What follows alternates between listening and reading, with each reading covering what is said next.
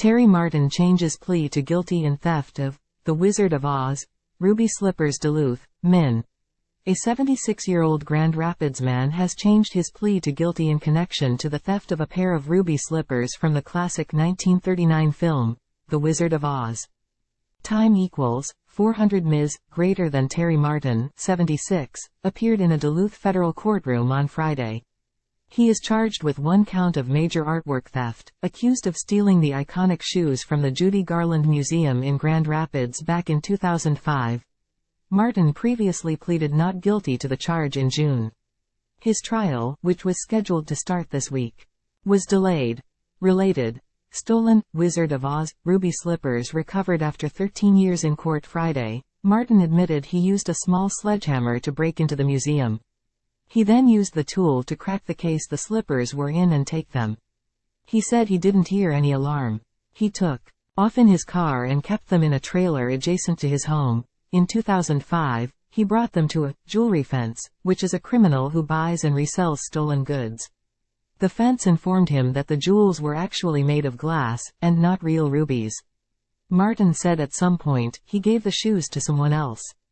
It is not clear if it was the fence or someone else.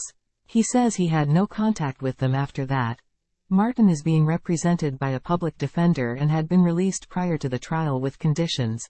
As part of the plea, both sides agreed to a sentence of time served given Martin's health. He is in hospice for advanced COPD.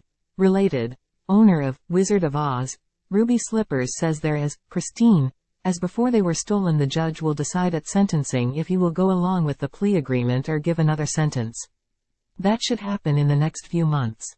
Time equals 400 Ms. greater than the slippers, one of 4 existing pairs made for the film, were insured for $1 million, but may now be worth more than 3 times that amount. They are now in the Smithsonian National Museum of Natural History in Washington, D.C., where researchers were able to authenticate them. The shoes, owned by collector Michael Shaw, were on loan to the Judy Garland Museum when they were stolen. They were recovered and returned to Shaw following a 2018 sting operation.